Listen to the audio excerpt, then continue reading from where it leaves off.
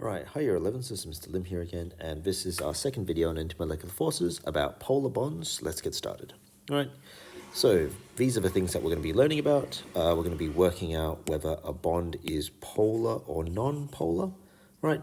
And then talking about the variations in polar bonds which can change their strength. Okay, so these are the things we're going to do, so let's keep going. Okay, so let's have a look. So the bonds in a molecule can be classed as polar or non-polar. Okay, so these are just things that we describe them as. And if you think about what polar means and non-polar, polar just means that you have two different sides of something. So like a north pole or a south pole, or you can say a positive pole or a negative pole, right? And a non-polar means that there aren't those two things there, right? So a polar bond is a covalent bond where the electrons are not shared evenly between the two atoms, okay? So if you think about a covalent bond, and what that means is that I have atom A and atom B, right? In the middle are the shared electrons. Now, if those shared electrons are closer to A than they are to B, then they're not shared evenly between the two atoms, right? And they'll be being closer to A, that means that they will form a negative side over here and a positive side over here, making that a polar bond. But let's keep going. A non-polar bond is a covalent bond where the electrons are shared evenly between the two atoms. So that would be the one where they are in the middle of the two atoms, okay? And so there is a variation with the way that electrons are shared. So why? Due to the nature of the two atoms that make up the covalent bonds.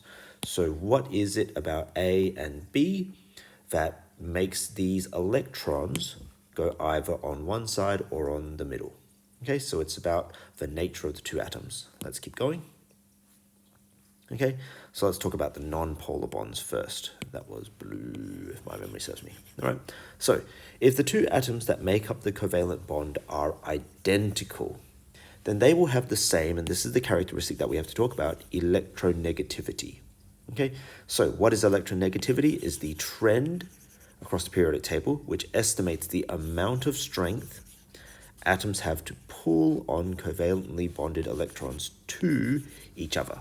All right, so effectively how hard they pull covalently bonded electrons towards themselves. Okay, so the electrons that are in the middle of the covalent bond, how hard they are pulled towards that particular atom, that's a measure of electronegativity. Okay, so if you have equal electronegativity, which means they're pulling at the same rate, okay, pulled, yeah, see, look, that's what I just said, equally as strongly from one side as the other, and thus the electrons will effectively stay close to the center between the two atoms and not make either atom more or less negatively charged, okay, because you can only make them something more negatively charged if you bring the electrons closer to it, and then the other side becomes a bit more positive. Okay, so bonds where the two atoms are identical are non-polar bonds. So if you have bond between two identical atoms, that particular covalent bond is a non-polar bond. Okay, so when the atoms are identical, things like, if you think about Cl2, oops, that's not what I wanted. That's not what I wanted either. Cl and Cl. All right, so here are your non-bonding electrons. Okay, so because these two chlorines are identical, the electrons in the middle are being pulled to either side equally. They're being pulled equally. And if they're being pulled equally, that means they'll end up staying somewhere in the center.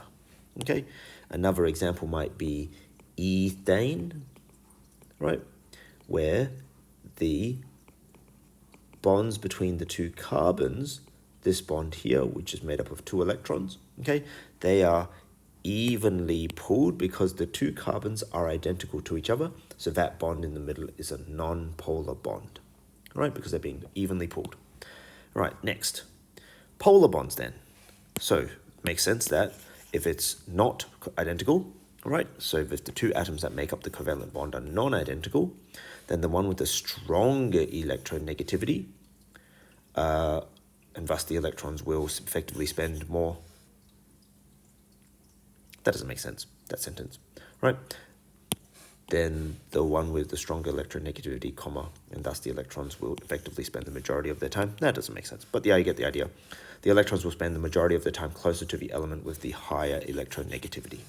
Okay, so effectively, if you pull on those electrons more, right, then those electrons were going to stay nearer to you more often, right?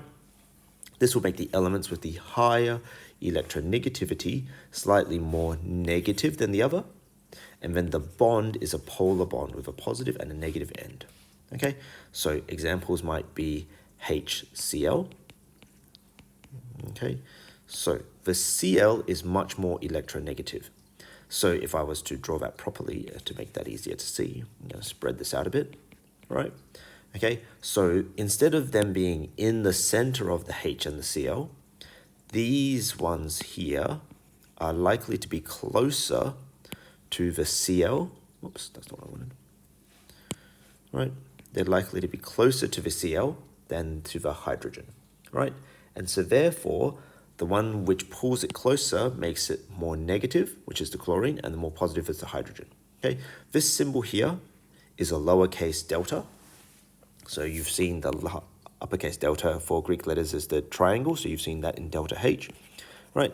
We use the lowercase delta to show that there is a difference in charge across that particular bond, where there's a positive end and a negative end there, all right? Things like CH4, okay, where the carbon is bonded to 4 other hydrogens, okay?